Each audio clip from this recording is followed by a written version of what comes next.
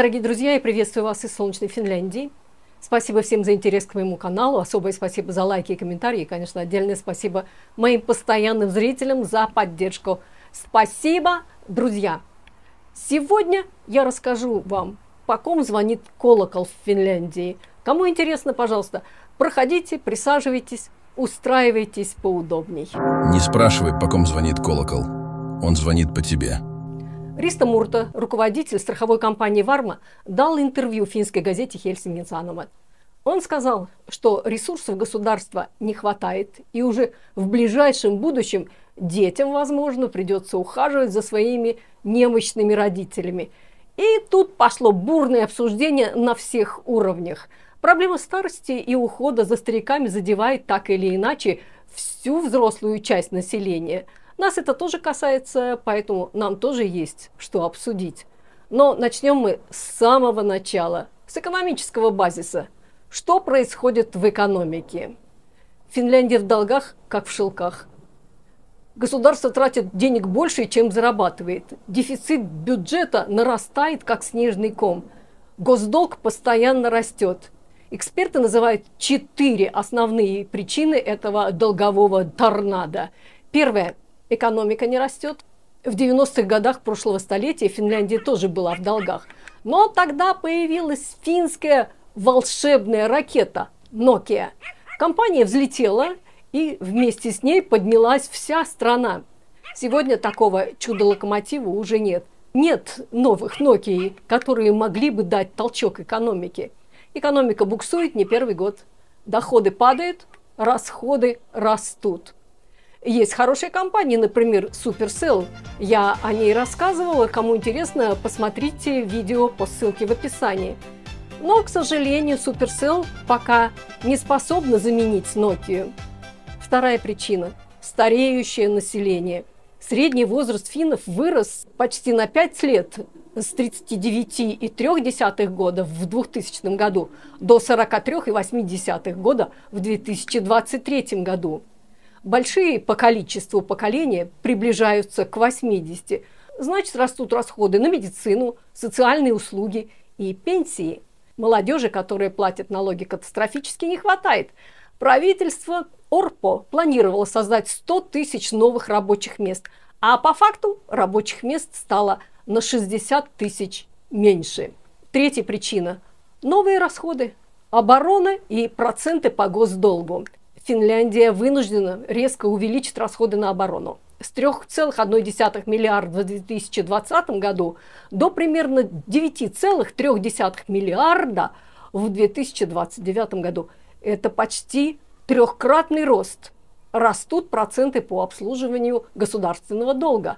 В 2022 году они составляли 840 миллионов, а к 2029 году прогнозируют 5 миллиардов евро. Это расходы по обслуживанию государственного долга. 5 миллиардов. Армия и проценты по госдолгу буквально съедают деньги. И четвертая причина – ошибки власти и корректировка статистики. Разные правительства принимали спорные решения. Жесткие сокращения расходов в период слабого роста только ослабляют экономику. А 3 года назад изменения в статистике увеличили показатели госдолга почти на 6% ВВП. И что же это значит для нас? Значит, дефицит не временная проблема, а долговая реальность на долгие годы. Минфин предупреждает, экономить придется не одному правительству, а 2 следующим тоже. То есть минимум следующие 10 лет будем экономить. Сегодняшний первоклассник уже вырастет, а страна все еще будет затягивать пояса. Но как же выбраться из долговой ловушки?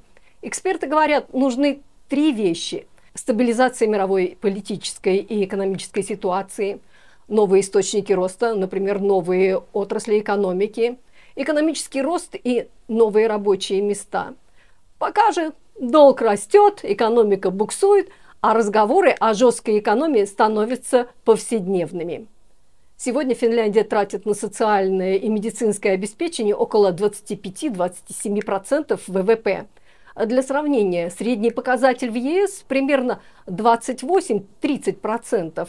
Если расходы на социальное обеспечение не будут пересмотрены, большая часть бюджета Финляндии будет уходить на поддержку стареющего населения. На образование, инфраструктуру и инновации средств не останется.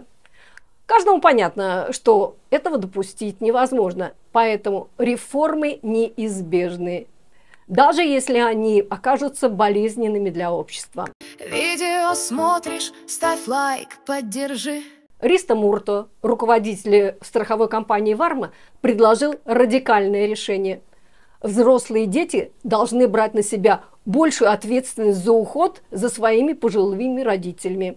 По его прогнозу, уже в течение ближайших 10 лет этот вопрос станет критическим, потому что многочисленное старшее поколение будет нуждаться в круглосуточной помощи.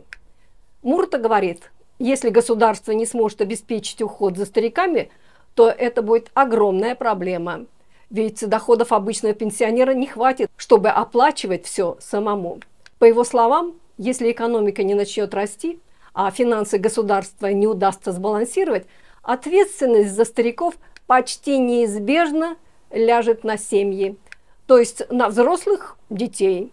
Либо им придется помогать деньгами, либо самим частично ухаживать за родителями. Мурто признает, это стало бы для Финляндии серьезным поворотом.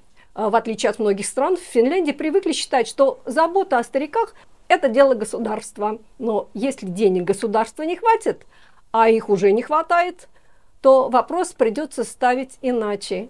Кто же все-таки должен отвечать за пожилых? И проблема не только в деньгах. Даже если средства найдутся, может просто не хватить мест в домах престарелых и не хватит работников для обслуживания пожилых. И тут возникает ряд сложных вопросов. Если нагрузка ляжет на семьи, то как это распределять? Должны ли богатые дети платить больше? Кто-то должен уволиться с работы, чтобы ухаживать за пожилыми родителями. Уход снова свалить на женщин? А что делать бездетным?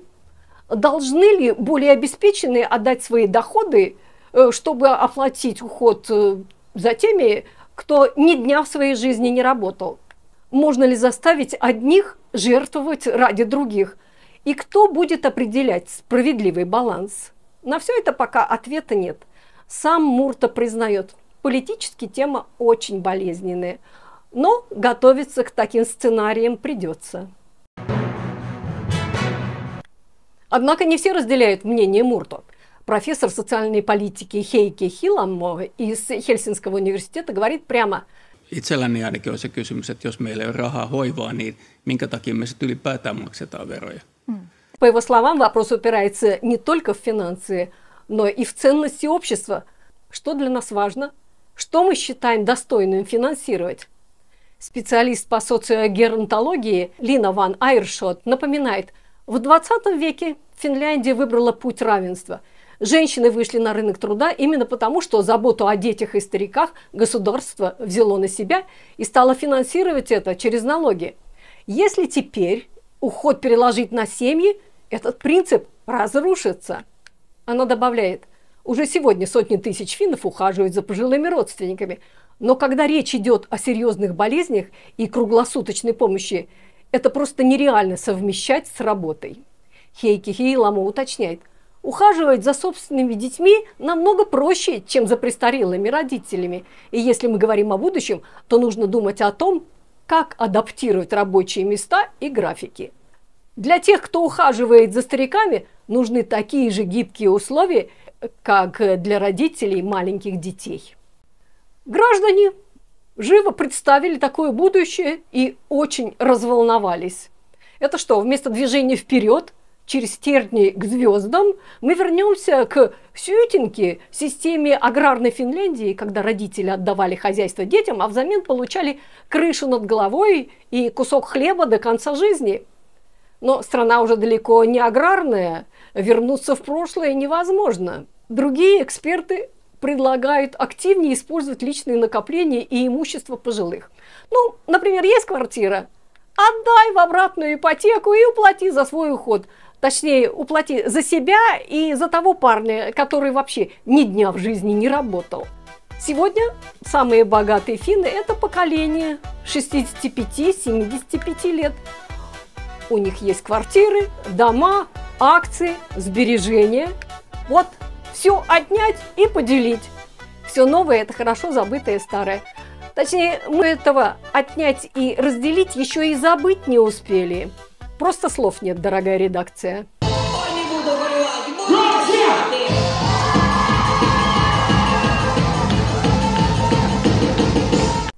Эксперты предлагают создать социально-медицинский контракт.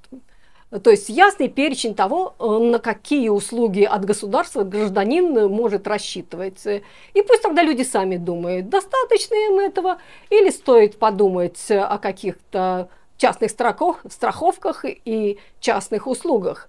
Министр социального обеспечения Финляндии Санни Грahn-Laasonen уже обратилась к пенсионно-социальному ведомству Кела с просьбой подготовить предложение по сокращению мер социальной защиты. Предложения должны быть готовы к сентябрю, когда начнутся переговоры о бюджете на 2026 год. В общем, Финляндия стоит перед трудным выбором. Оставить все государству уже невозможно. Переложить все на семьи тоже не вариант. Значит, нужны новые решения. Ясно одно. Как раньше уже не будет. Что вы думаете по этому поводу, дорогие друзья? Как устроить уход за пожилыми? Пишите в комментариях. Обсудим. Ну а на этом, дорогие друзья, я с вами прощаюсь. Благодарю за внимание и до новых встреч. Всем пока!